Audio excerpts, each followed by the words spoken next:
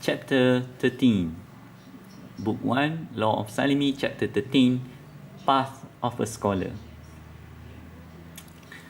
Okay, the ending part in the last chapter was just a joke. Though, if you analyze the whole structure, it could be a great ending for my life story. Don't you agree? Anyway, I cannot end my life story at chapter 12 because my life story is about to be about the pursuit of knowledge. Knowledge is my flesh and blood, remember? If you ask me about my life, I would say as soon as the semester began for me, this was when things got really interesting. As I had explained earlier chapter of this book, I am truly passionate about learning. Knowledge is my life. Knowledge is my flesh and blood.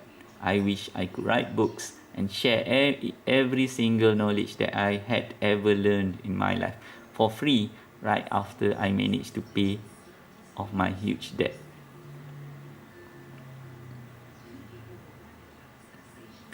In truth, all of the uncontrollable impulse and urges inside my head is essentially forcing me to discover something new every day in my life. It is what Islam promotes, which is continuous learning. To me, it is a blessing and a curse, which is similar to the affliction in the character of Mr. Monk in the Monk TV series. It is a great thing to have, but it is also outside of my control, which made it part of a curse. Furthermore, the more you learn also means the more you need to implement in your daily life, because it is how Islam as a way of life works. Moreover, once you learn something, you cannot unlearn it. This is where having this ability can become a serious curse. A part of that, once you understand something that others can't understand, it starts to become extremely difficult to actually disseminate what you know. In other words, certain things that you and a small amount of people discover as the truth in life can simply be considered by the masses as a mistake. And essentially, this would make you an outcast, or the black sheep, or black swan if you prefer, to the society. Eventually, you will be blacklisted from the members of society. This would make your path of a scholar to be lonely and extremely difficult to endure. This would mean that you must be willing to be hated or dismissed by the majority members of the society.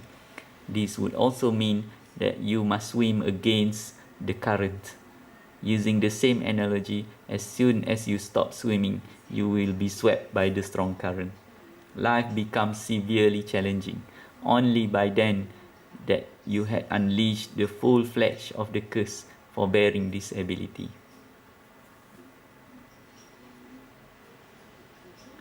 The best part of the curse is, once you have it, you cannot remove it ever again. Once you choose to walk this path, become passionate for learning and knowledge, it no longer becomes your choice, but instead it must be your lifestyle.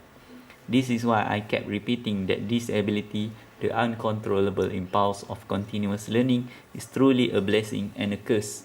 Can you begin to understand the solemnity of the curse? Can you at least sense how difficult it is to have to bear this curse in your life? No matter if I stand amongst billions of people, I will always feel the presence of loneliness. I do mean to bring about the feelings of sadness, but this is the harshness. I do not mean to bring about the feeling of sadness, but this is the harshness of bearing such curse in my life. Nonetheless, such curse does not only bring sadness to me.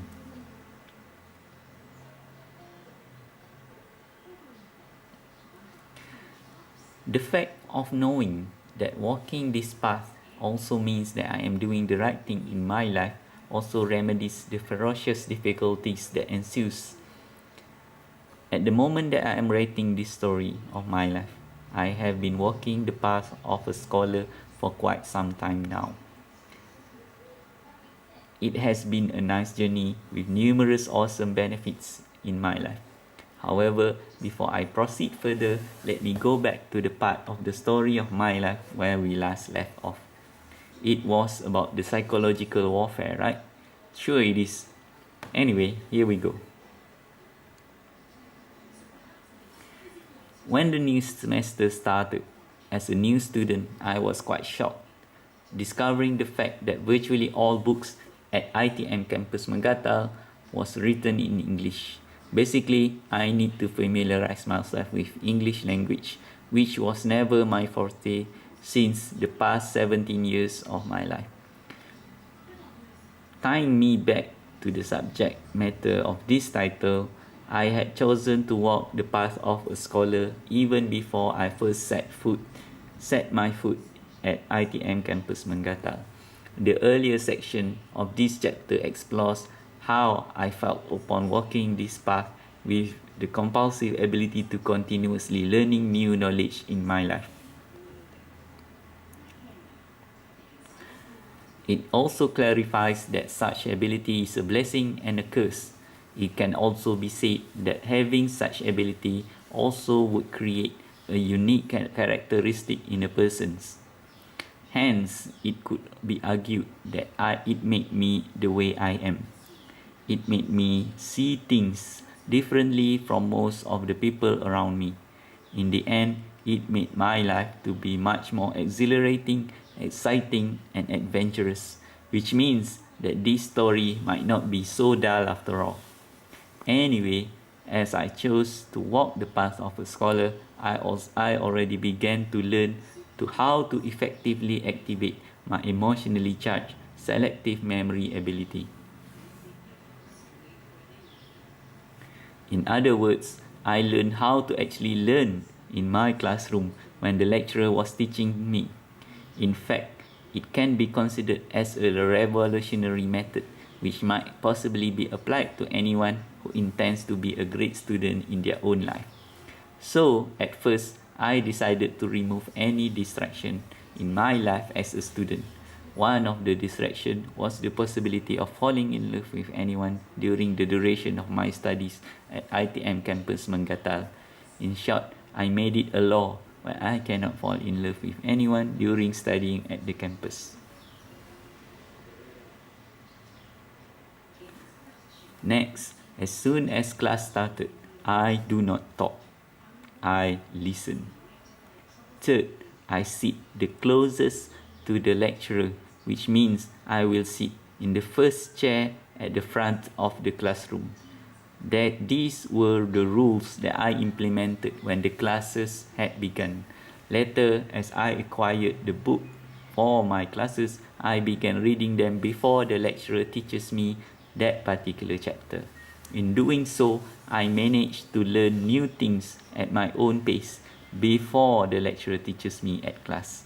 Moreover, I could mark the section that I could not understand so that when the class starts, I would simply ask the lecturer to explain it to me. This method helps me, with the will of Allah the All-Knowing, to become a great student in my class. I was fully focused to every single words that came out of my lecturer's mouth.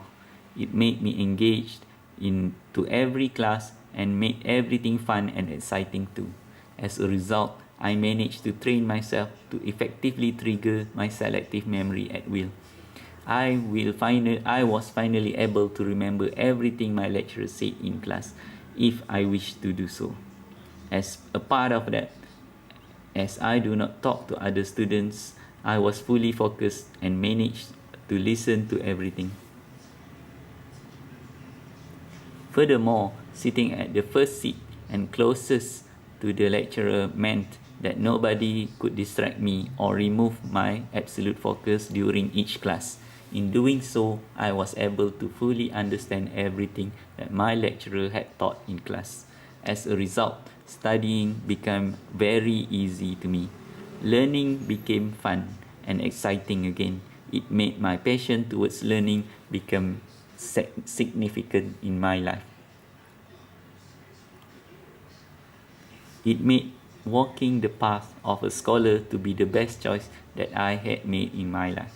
It also made me took another step closer to practice Islam as a way of life. In comparison, if you choose to sit at the back of a classroom, you could easily get distracted by numerous things happening in front of you during class. Imagine if you sit behind a gorgeous female student, the only thing you would be studying in that class would be her beauty. A part of that, sitting at the back would give opportunities for others to talk around you, which means more distraction and might disturb your focus in class.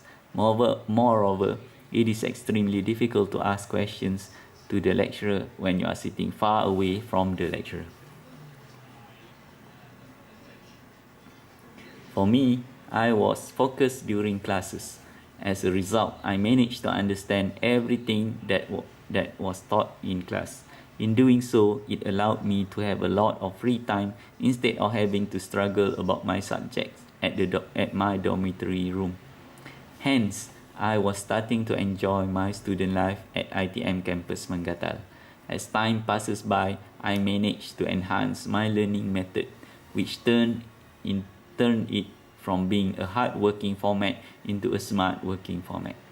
My studies was exactly as planned, and even more, life was awesome and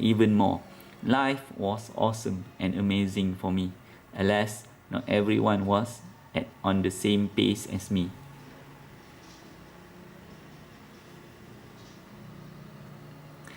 The story about learning will be explored much more in the future chapters, but for now, I hope that the readers could benefit the same method that I mentioned in this chapter. If you wish to excel in your studies, why don't you give it a try in your life? For your information, the methods explored in this chapter was simply the first part of my overall study techniques. If you wish to classify this chapter, I would say that this method is the basic part of my learning method. It is the easiest or most primary part of learning strategies. If you manage to implement everything mentioned in this chapter alone, you should be able to see improvement in your academic performance. I had more advanced tactics for studying, but I prefer to explore that part in future chapters. I do not wish to write everything in a single chapter to avoid making my method to be too complex and difficult for you, the readers, to follow. If you so choose, I could vouch that my study methods works and it has been tested, which was proven to work.